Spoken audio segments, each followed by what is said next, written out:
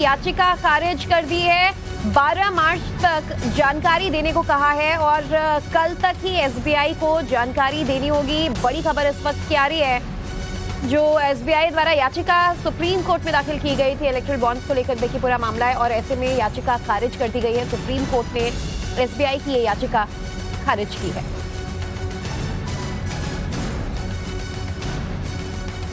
गौरव हमारे सहयोगी phone line पर जुड़ चुके हैं। गौरव, क्या कुछ और अपडेट्स? अरे इधर से यार गौरव, मेरी आवाज सुन पा रहे हैं आप? नहीं मिला है क्या आपको?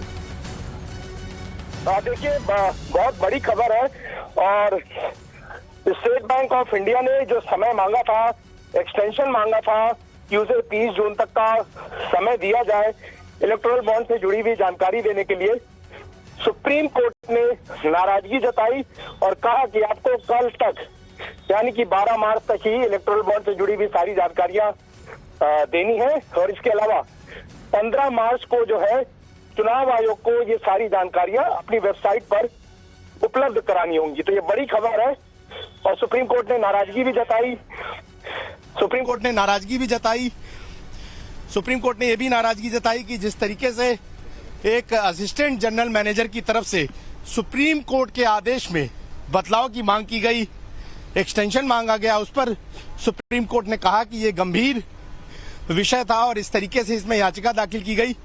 बड़ी बड़ी दलीलें दी गई। वरिष्ठ वकील हरीश साल्वे खुद जो है मौजूद थे और उन्होंने कहा कि जो जानकारियां इलेक्टोरल बॉन्ड को खरीदने वाले और इसके अलावा इलेक्टोरल बॉन्ड को भुनाने वाले की जो जानकारियां हैं वो दो अलग अलग साइलोज में होती हैं, यानी कि अलग अलग रखी हुई होती है और ऐसे में उनका मिलान करने में समय लगेगा। और जो पहला समय बदलाव करके उसके बाद सुनवाई के दौरान एसबीआई ने दिया, कहा कि 3 हफ्ते तक जो है ये जानकारी उपलब्ध कराई जा सकती है, लेकिन सुप्रीम कोर्ट ने इसे पूरी तरह से नकार दिया।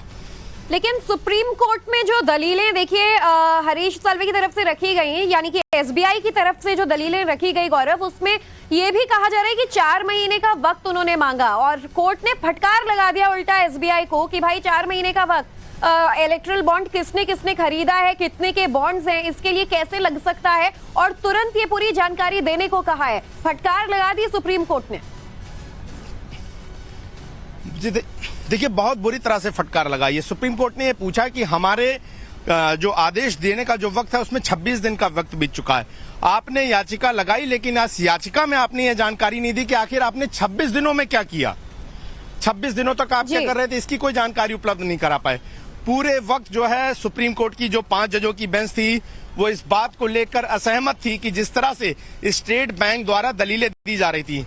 सबसे बड़ी मानगी देखिए कि स्टेट बैंक दलील देता है कि जो इलेक्टोरल बॉन्ड्स की जानकारी है वो डिजिटल फॉर्मेट में नहीं है। सुप्रीम कोर्ट ने उठा दिया एसबीआई से कि भाई इतना वक्त क्यों लगेगा और अब 12 मार्च तक ही जानकारी देनी होगी, यानी कि महज कुछ दिन है एसबीआई के पास इलेक्टोरल बॉन्ड्स को लेकर जानकारी देने के लिए। शुक्रिया गौरव पूरी जानकारी के लिए। एक छोटे से ब्रेक के लिए